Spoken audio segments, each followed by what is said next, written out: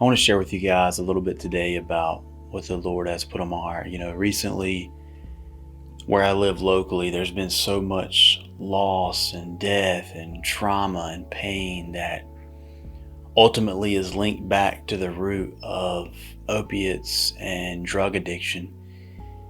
You know, I've been out of the game a long time, and I myself used to be a drug addict, and I guess I kind of turned my back from that world, in a sense. And I just recently discovered, really how bad the addiction and drug game is here locally where I live in Morganton.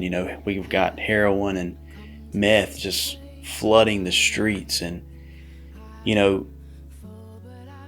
I feel like the church and us Christians, we haven't done the best job we can do as far as being there for people in those moments. A lot of times we just want to sit back and judge and condemn somebody when they are an addict, even as well as maybe somebody had been clean for a long time and maybe relapse, and we kind of, people want to look at them and like condemn them instead of, loving on them, encouraging them. And a lot of times we just look at addicts and people who struggle in that area, and we just condemn them, we judge them, we just shut them out. And think back to a moment when you may have been struggling with something, and more than likely someone was there for you.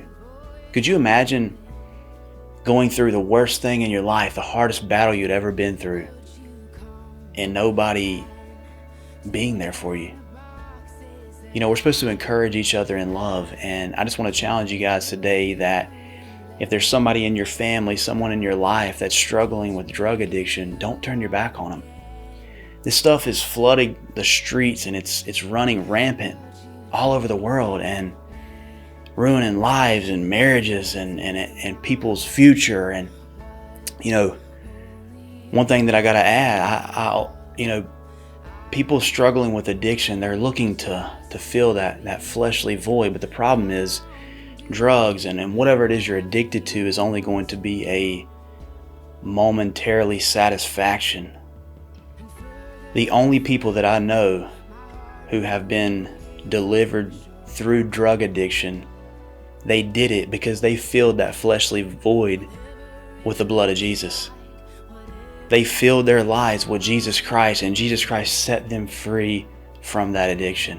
And that's the only way you can truly be free of that addiction.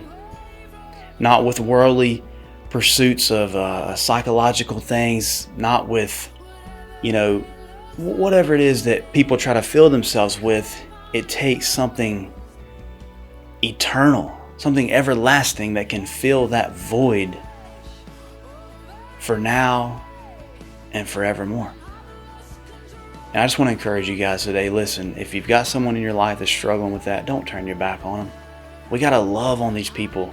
Look, when I was going through that, if nobody would have believed in me that I could be set free from that, they wouldn't have showed me the love of Christ, I promise you that I would not be sitting here today able to share with you guys.